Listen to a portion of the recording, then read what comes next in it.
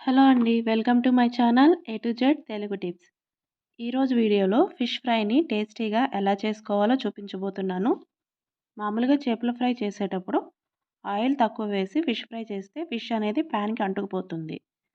అలాగే ఆయిల్ ఎక్కువగా వేసి ఫిష్ ఫ్రై చేస్తే ఆయిల్ అనేది వేస్ట్ అయిపోతుంది. అందుకని ఇప్పుడు నేను చెప్పే టిప్స్ని పాటిస్తూ ఫిష్ ఫ్రై అనేది చేసుకున్నారంటే ఫిష్ అనేది ప్యాన్కి స్టిక్ అవ్వదు. అలాగే ఆయిల్ తక్కువతోనే ఫిష్ ఫ్రై చేసుకోవచ్చు. ఆయిల్ అనేది ఎక్కువగా వేస్ట్ కూడా అవ్వదు. ఈ ఫిష్ ఫ్రైలో యూజ్ చేసే మసాలా అనేది చాలా బాగుంటుంది. ఒక్కసారి నేను చెప్పిన మసాలా అప్లై చేసి ఫిష్ ఫ్రై చేస్తే కనుక ఖచ్చితంగా మీకు కూడా బాగా నచ్చుతుంది. ఈ వీడియో చూసిన తర్వాత మీరు కూడా ఇంట్లో ఈ చేపల వేపుని ట్రై చేయండి. ఇంకా లేట్ ఎందుకు ప్రాసెస్లోకి వెళ్ళిపోదామా? అలాగే ఎవరైతే నా ఛానల్ని మొదటిసారి చూస్తున్నారో ప్లీజ్ నా ఛానల్ని సబ్స్క్రైబ్ చేసుకోండి. అలాగే పక్కనే ఉన్న బెల్ బటన్ని క్లిక్ చేస్తే నా వీడియో నోటిఫికేషన్స్ అనేవి మీకు వస్తాయి. ఇప్పుడు ఫిష్ ఫ్రై అనేది ఎలా చేసుకోవాలో చూద్దాం. ఈ ఫిష్ ఫ్రై కోసం నేను మీడియం పీసెస్ ఒక 6 తీసుకున్నాను. ఈ ముక్కల్ని కూడా వాష్ చేసుకున్న తర్వాత చివరగా కొద్దిగా ఉప్పు, పసుపు, నిమ్మరసం వేసి క్లీన్ చేసుకుంటే నీచు వాసన అనేది రాదు. ఫ్రెష్గా ఉండే చేప అయితే చేపల ఫ్రైకి చాలా బాగుంటుంది. ఫిష్ ఫ్రైకి చేప ముక్కల్ని మీడియం థిక్నెస్తో కట్ చేయించుకోవాలి.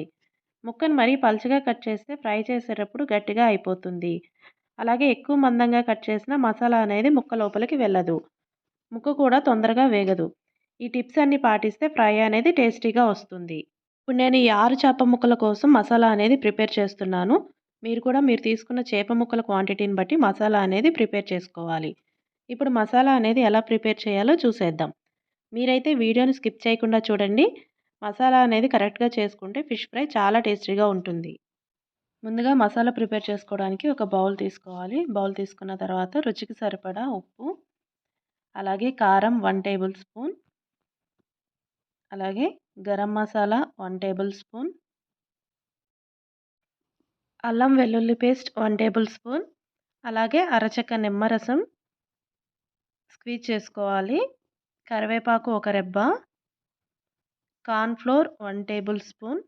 కార్న్ ఫ్లోర్ వేస్తే ఫిష్ ఫ్రై అనేది క్రిస్పీగా వస్తుంది. కార్న్ ఫ్లోర్ లేకపోతే బియ్యం పిండి అయినా వేసుకోవచ్చు.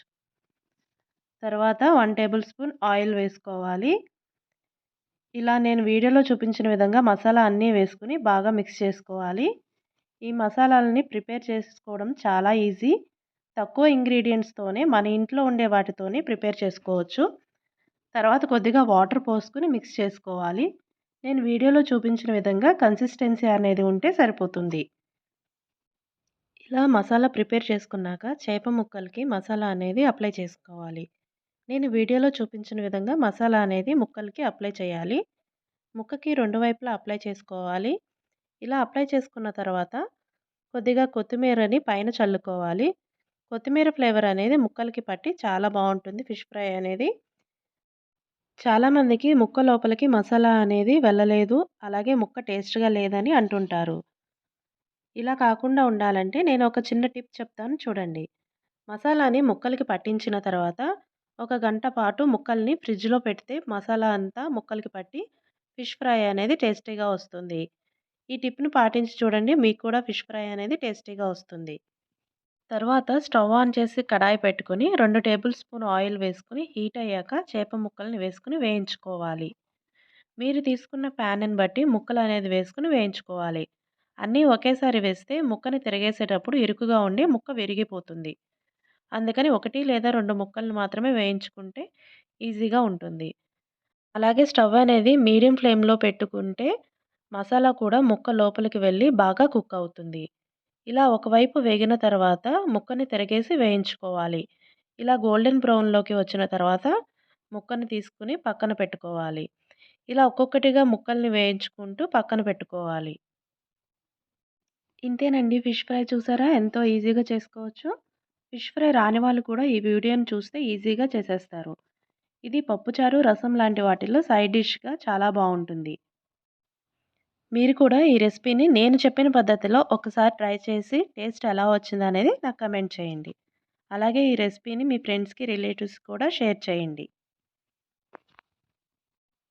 ఈ వీడియో గనుక మీకు నచ్చినట్లయితే ప్లీజ్ లైక్ చేయండి, షేర్ చేయండి, నా ఛానల్‌ని సబ్స్క్రైబ్ చేసుకోండి.